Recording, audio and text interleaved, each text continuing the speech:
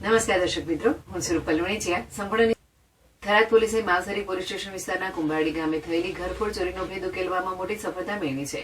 પોલીસે રૂપિયા 23.3 લાખના મુદ્દામાલ સાથે એક આરોપીને ઝડપી પાડ્યો છે. ચોરેલા સોના ચાંદીના દાગીના વેચવા નીકળ્યો હતો. પોલીસ સ્ટાફ થરાદ ટાઉન વિસ્તારમાં મિલકત સંબંધિત ગુનાઓ અટકાવવા પેટ્રોલિંગ કરી રહ્યો હતો. તે દરમિયાન ખાનગીરાએ ચોક્કસ બાતમી મળી હતી કે એક ઈસમ મોટરસાયકલ નંબર GG08 DR 7110 પર શંકાસ્પદ સોના ચાંદીના દાગીના વેચવા બજારમાં ફરી રહ્યો છે. આ બાતમીના આધારે થરાદ ટાઉનમાં ટોડાની પાસે હકીકતવાળા ઈસમને પકડી પાડવામાં આવ્યો હતો. તેની પાસેની કાપડનો થેલો મળી આવતા પંચોને સાથે રાખીને તપાસ કરતા તેમાંથી સોના ચાંદીના દાગીના મળી આવ્યા હતા.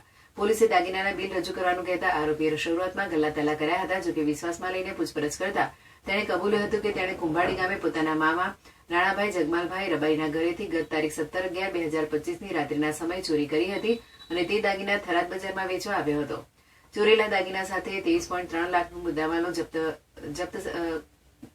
મુદ્દામાલ સાથે ઝડપાયેલા ઈસમ પાસેથી મળી આવેલા સોના ચાંદીના દાગીનાનો સોની પાસે વજન કરાવી કિંમત નક્કી કરાવતા તે રૂપિયા 22.48 લાખના હોવાનું જણાયું હતું. આ ઉપરાંત રૂપિયા 50,000ની કિંમતનું એક મોટરસાયકલ અને 5,000ની કિંમતનો એક મોબાઈલ ફોન પણ મળી આવ્યો હતો. આમ કુલ રૂપિયા 23.3 લાખનો મુદ્દામાલ જપ્ત કરવામાં આવ્યો હતો.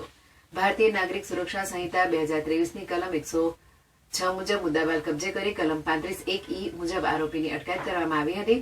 આ અંગે વધુ કાર્યવાહી માટે માવસરી પોલીસ સ્ટેશનને જાણ કરવામાં આવી હતી. થરાદ પીઆઈએ જણાવ્યું હતું કે તેમની ટીમ પેટ્રોલિંગમાં હતી ત્યારે પીલોડા ગામના કાળો ઉર્ફે હિતેશભાઈ મેઘરાજભાઈ રબારી નામનો ઈસમ ચોરીનો મુદ્દામાલ વેચવા થરાદ આવી રહ્યો હોવાની બાતમી મળી હતી. પંચો સાથે તેની ધરપકડ કરતા તેની પાસેથી રૂપિયા 22.48 લાખના સોના ચાંદીના 24 નમૂના મળી આવ્યા હતા. પૂછપરછમાં તેણે 17 તારીખની રાત્રે કુંભારી ગામેથી ઘરફોડ ચોરી કરી હોવાનું કબૂલ્યું હતું. મુદ્દામાલ કબજે કરી આરોપીને અટક કરી માવસરી પોલીસ સ્ટેશન ખાતે આગળની કાર્યવાહી માટે જાણ કરવામાં આવી છે.